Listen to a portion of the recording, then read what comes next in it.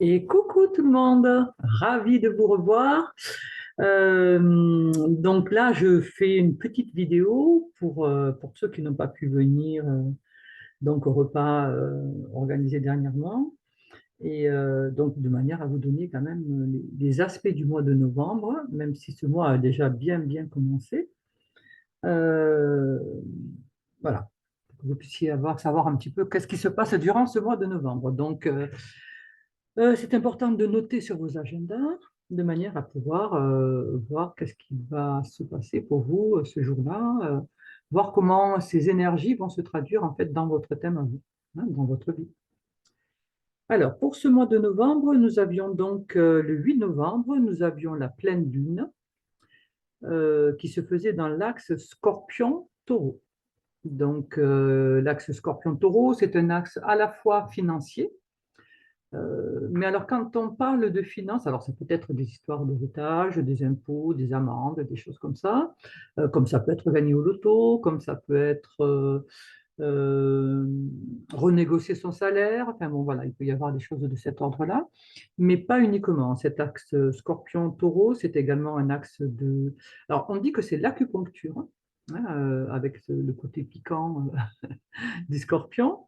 On dit également que c'est cet axe, puisque bon, le taureau, c'est le corps, d'accord? Donc, c'est un axe qui est, c'est quelle valeur on va donner, vais-je donner à mon corps? Une pleine lune, c'est toujours un moment de prise de conscience, donc je devrais, théoriquement, j'ai dû, théoriquement, ce 8 novembre, euh, avoir conscience de quelque chose par rapport à ma santé, par rapport à mon corps, à mon physique. Alors, peut-être que j'ai décidé de me remettre au sport, de tonifier mon organisme, de le rendre plus dynamique. Voilà, c'est possible. Euh, Qu'est-ce qu'on a également dans cet axe? Oui, donc axe financier. Alors, donc je vous disais, on va parler des valeurs, hein, la valeur que je me donne. Et ça, c'est assez important parce que avec le Scorpion, on va être dans la richesse. Hein, c'est l'opulence. Pluton, c'est le riche. Pluton, maître du Scorpion, c'est le riche. Donc, on va être dans quelque chose de très fertile. Et cette fertilité, on la retrouve aussi avec le taureau, qui est une terre, justement, c'est la terre dans laquelle on va planter les graines. Et donc, c'est une terre riche également, prête, ouverte. Euh, voilà, elle est bien grasse, elle est heureuse d'accueillir et elle donnera fruit. Voilà, donc, dans cet axe scorpion-taureau, on peut récolter des fruits. Mais de toute façon, ce qui est évident, c'est que nos valeurs doivent être revues. Alors, il faut trouver un juste milieu. Le scorpion, ça va être tout ce qui est un petit peu compliqué, complexe. On va aller dans des profondeurs. C'est tout ce qui rejoint la psychanalyse, la psychologie, etc., hein. Donc, on va creuser dans l'inconscient. On va essayer de comprendre le qui, quoi, comment et pourquoi. Alors que le taureau, ben, lui, il va être sur la simplicité la plus totale, hein. Voilà, il ne se prend pas la tête, donc il ne voit que ce qui est sur la surface de la Terre. Alors que le scorpion, ce sont les eaux qui sont en dessous de la Terre. Donc, quand on prend cet axe, en fait, il faut trouver cette pleine lune. C'est une opposition, hein, bien sûr. C'est le soleil qui s'oppose à la lune. Le soleil étant en scorpion et la lune étant en taureau. Donc là, le soleil en scorpion, donc c'est un moment où on va pouvoir éclairer des choses de notre inconscient, hein, des parts de notre inconscient. C'est un moment où on va pouvoir comprendre des blessures, des problématiques, hein. Alors tout ça, c'est fait pour reprendre le pouvoir, puisque le scorpion est un signe de pouvoir, de transformation. Il se transforme lui et transforme les autres. C'est son travail, c'est son challenge. Euh, donc voilà, il y a une transformation à faire, mais il faut trouver un juste milieu. Il ne faut pas être dans la complexité du scorpion et il ne faut pas non plus être dans la trop grande simplicité du taureau. D'accord? Donc, il faut trouver un juste milieu entre les deux, parce que le scorpion a tendance à compliquer les choses et le taureau à trop les simplifier. Donc voilà, à nous de trouver la bonne mesure. Alors, elle se fera donc sur le 16e degré du taureau. Donc, si vous avez quelque chose, bien sûr, aux environs de ce 15, 16, 17, enfin, voilà, du taureau ou du scorpion, vous êtes particulièrement concerné. seront obligés de transformer quelque chose, il y aura le lion et le verseau. Donc, tous ceux qui ont quelque chose dans ces environs-là, hein, 15e degré à peu près, milieu du signe, vont avoir Alors là, c'est un carré, c'est une obligation de transformer. Hein. Donc, il y a de fortes chances que la prise de conscience se fasse parce qu'il se passe quelque chose de peut-être un petit peu inattendu, un petit peu, ça peut être un petit peu brusque, hein, mais bon, c'est ce qui nous permet des fois de prendre conscience. Ensuite, nous aurons donc le 17, nous avons Vénus qui rentre dans le Sagittaire. Alors, Vénus rentre dans le Sagittaire, Vénus, on est avec l'amour, on est avec la beauté, on est avec les finances. N'oublions jamais que Vénus parle de finances. Donc, dans le Sagittaire, on va être dans l'abondance, on va être dans... ça peut être de l'argent qui va être utilisé pour faire une formation, pour partir, pour voyager à l'étranger. De toute façon, bon, voilà, il y a une richesse, il y a une abondance, on a envie de joie, de plaisir, on a envie d'autre chose, hein, des choses qui nous bousculent un petit peu. Voilà, on va vers l'étrange, l'étranger, étrange. Hein. Euh, et en même temps, cette Vénus dans le Sagittaire, euh, elle nous demande de retrouver du sens. Le Sagittaire, c'est une flèche. Et cette flèche, elle montre une direction. Donc, Vénus, lorsqu'elle rentre dans le Sagittaire, elle va vouloir retrouver du sens. Elle va vouloir retrouver aussi, puisque bon, on est toutes dans les ressentis, hein, n'oublions pas que Vénus gère le taureau, hein, aussi, la balance et le taureau.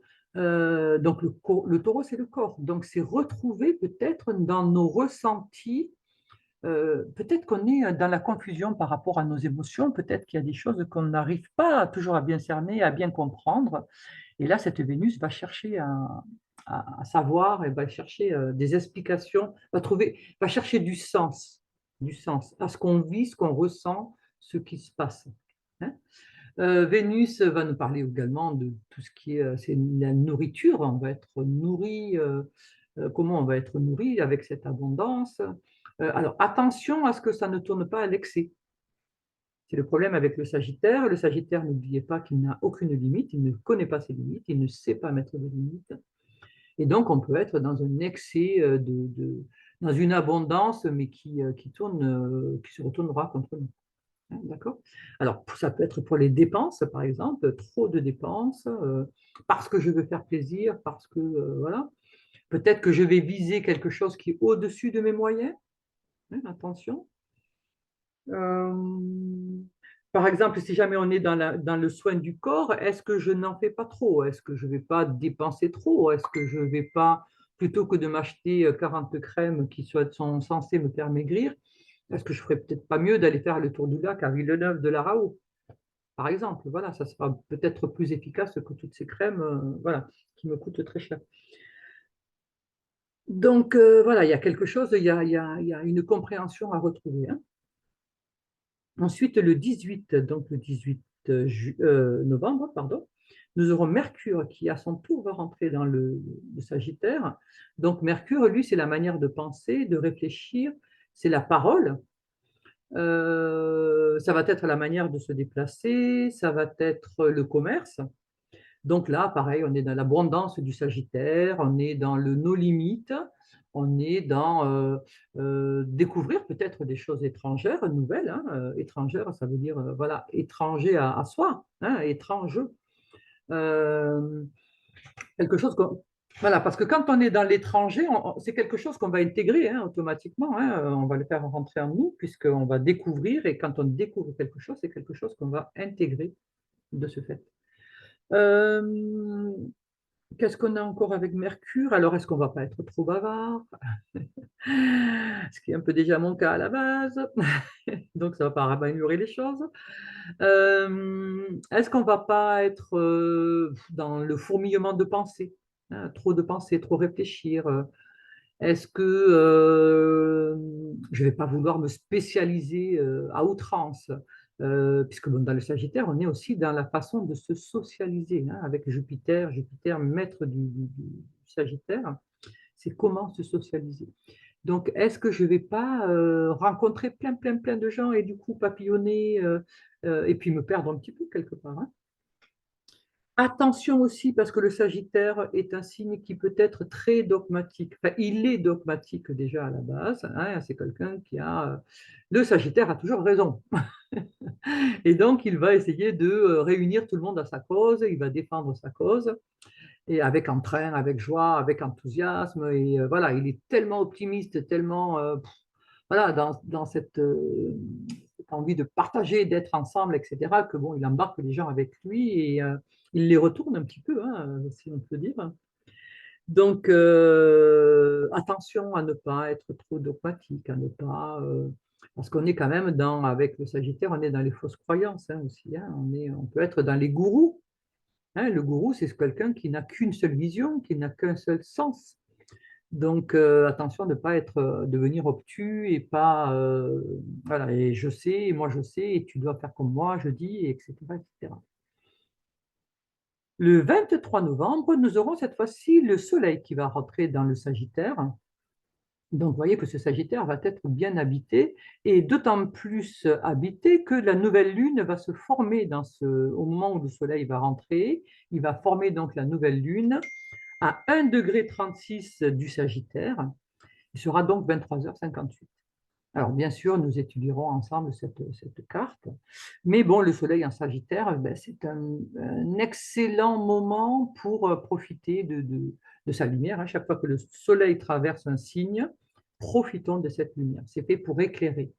Donc là, il nous apporte la lumière sur notre manière de nous socialiser, sur notre manière de juger les autres, parce que c'est aussi la justice, hein. Il y a un côté justice avec ce Sagittaire et le Jupiter. Mais on est bien dans la justice des hommes, c'est-à-dire influençable, c'est-à-dire qui peut être dogmatique, hein, on l'a bien vu, voilà. C'est également la religion, hein, quelle que soit la religion. On va être également, euh, qu'est-ce qu'on a d'autre? Ah oui, alors tout ce qui est scientifique, hein, c'est les spécialistes, le Sagittaire, et c'est la spécialisation. On va être également bon, dans les voyages, les langues étrangères, voilà, tout ceci donc peut être éclairé. Alors c'est très intéressant parce que justement pour retrouver son sens, des fois on s'est perdu des fois dans une direction qui n'était pas la bonne. Alors, on s'est perdu d'autant plus que quelqu'un nous a plus ou moins embarqué et convaincu. Et donc, on est parti dans quelque chose qui n'était pas le nôtre. Et donc là, bon, voilà, avec la nouvelle lune, normalement, la pleine lune nous a permis de prendre conscience. Et donc, avec la nouvelle lune, on devrait repartir théoriquement sur quelque chose de nouveau. Euh, donc, attention, quand j'embarque du monde avec moi, je suis responsable des personnes que j'embarque. Il ne s'agit pas après de dire, ouais, mais voilà.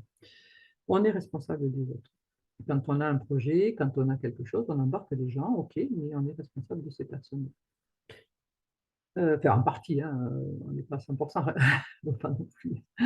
Mais voilà, c'est nous qui menons un projet, qui travaillons pour essayer de convaincre les gens de nous suivre, de nous épauler, de travailler avec nous. Donc, on a notre part de responsabilité. Arrive donc le 24 novembre. Le 24 novembre, nous aurons donc le Jupiter qui redevient direct. Et là, c'est quand même formidable parce que Jupiter, c'est justement la planète qui gère ce Sagittaire. Donc, c'est très important qu'il redevienne direct, puisque là, on va être dans, ça y est, j'avance à nouveau. Je retrouve de l'abondance, je retrouve du voyage, je retrouve voilà, de la volonté, de l'optimisme, de l'aventure. Je suis plus le Sagittaire, par définition, on va être dans la voiture, hein, on va être dans celui qui part un peu, c'est le Christophe Colomb qui embarque dans ses galères sans être sûr d'où il va en fait, hein. Donc voilà, c'est assez intéressant. Et alors, d'autant plus intéressant qu'il sera à 28,48 degrés du Poisson quand il redevient direct. Donc, on est encore dans cette partie eau, alors, partie eau qu'il connaît bien, hein, ce Sagittaire. Ce Jupiter, il la connaît bien. Pourquoi? Parce que pendant très longtemps, il a été déclaré maître du Sagittaire et maître du Poisson. Euh, donc, il est plutôt à l'aise, hein, parce que bon, alors, il est à l'aise pourquoi? Parce que lui, il n'a pas de limite, hein, Jupiter n'a pas de limite, et que le Poisson, c'est l'infini. Donc, là-dedans, voilà, il s'y retrouve. Même si lui, c'est du feu et que là, on est dans de l'eau, bon, ben, il se retrouve, ça fait de l'eau tiède, hein, et il s'y retrouve de toute façon. Donc, Jupiter direct, voilà, c'est quelque chose d'assez favorable, quelque chose qui va nous permettre d'avancer et de retrouver une certaine aisance, abondance, le goût, l'envie d'avoir envie, hein, j'ai envie de, de dire. Euh, et puis après, ben voilà, par rapport à tout un tas de... Normalement, pendant qu'il était rétrograde, j'ai dû revoir pas mal de choses. Et du fait que maintenant, il passe en direct, ces choses-là doivent pouvoir se concrétiser à nouveau. Donc, euh, donc voilà, c'est une bonne nouvelle, hein. Chaque fois qu'une planète, de toute façon, redevient directe, c'est une bonne nouvelle dans le sens où on va pouvoir avancer. Et surtout là, puisqu'on sait que Vénus, Mercure et le Soleil se trouvent dans son signe, qui est le Sagittaire, hein. Donc, c'est très important qu'il soit lié en direct. Donc, voilà pour les aspects du mois de novembre. Donc, pensez à les mettre, voilà, à les noter sur votre agenda. Essayez de voir également, par rapport à votre thème, dans quelle maison chaque chose va se passer. Par exemple, ce Sagittaire, il est assez important. Donc, puisqu'il va être traversé par trois planètes personnelles, enfin, quatre avec la Lune, hein, puisque la Lune va le traverser bon, rapidement, hein, la Lune elle met 2 jours et demi, donc c'est assez rapide, mais bon, elle le traverse aussi, hein. Donc, voilà, c'est intéressant de voir que représente le Sagittaire pour vous, quelle maison, hein, puisque là, on va parler de tout le Sagittaire, hein. Donc, ça peut être à cheval sur 2 maisons, mettons la 1 et la 2, par exemple, hein, ou 2 et 3, ou 5, 6. Alors, c'est important parce que voilà, on va avoir ces planètes dedans.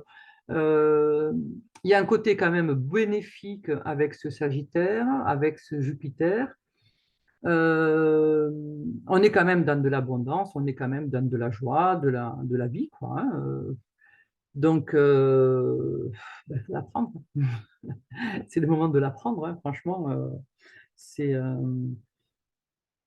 c'est plutôt sympathique. Et d'autant plus que, rappelez-vous, on en avait parlé, je vous avais dit, il y a encore, si jamais Jupiter était revenu dans le poisson, c'est parce qu'il y avait encore des choses à nettoyer, puisque le poisson, c'est un signe d'eau, c'est un signe qui va nous permettre de nettoyer les choses, de laver. Euh, donc, peut-être qu'il y avait quelque chose encore à nettoyer qui nous empêchait d'avoir l'abondance. Et là, de ce fait, ben, vu qu'il redevient direct, il ne va pas tarder à revenir dans le bélier. Et on sait très bien que dans le bélier, donc, il y est au mois de décembre, dans ce bélier, hein, on sait très bien que ben, c'est un nouveau départ. Donc, voilà, ce Jupiter, un poisson direct, enfin, pour moi, c'est une bonne chose. Je pense que c'est une bonne chose. Là, tous les signes de feu, les lions, les ben, sagittaires, lion, sagittaire, qui c'est qu'on a encore le troisième signe? Ben, mince, alors. Bélier, lion, sagittaire. Ben oui, oui, je l'ai dit les trois, pardon. Donc pour eux, cette traversée de Jupiter en bélier, waouh, waouh, waouh, waouh, waouh, c'est franchement sympa. Profitez-en, mais pas que ces signes-là, hein. Les signes d'air sont très impactés aussi, hein, puisqu'ils vont être en sextile, donc dans ces aspects favorables, hein. Mis à part la balance qui va devoir trouver un juste milieu, puisque elle, ce sera une position. Ensuite, les signes de terre et les signes d'eau, ce sera soit du quinconce, c'est-à-dire du réglage, soit du carré, hein, donc une obligation de travailler. Euh, mais, mais même s'il y a obligation de travailler, moi je trouve que travailler un nouveau départ, mais c'est top. Franchement, de quoi on se plaint, quoi. Même s'il y a du boulot à faire, eh ben, faisons-le. Allons-y. Hein, travaillons, retroussons nos manches et puis et avançons, puisque voilà, il est dans de l'abondance, il est dans de l'ouverture, de la socialisation, il est dans la spécialisation, il est, enfin, voilà, tout ce qu'il apporte, mais prenons-le. Donc, il va transiter, il va traverser tout le bélier assez rapidement, et après, il va rentrer en taureau. Donc là, ce seront les signes d'eau et de terre qui seront favorisés, hein. Par contre, les signes de feu et d'air le seront moins, hein, c'est un tour chacun. Voilà. Et après, il reviendra à nouveau dans le bélier, terminer sa course. Donc, bon, voilà, mais on verra tout ça ensemble, de toute façon, bien sûr, quand, quand on se retrouvera en course, tous ensemble. Voilà, donc ben, je vous laisse travailler là-dessus, et puis et on se retrouve ben, mercredi prochain. À bientôt. Alors, je ne sais plus où on était. Ah oui, voilà, ça y est. C'est là.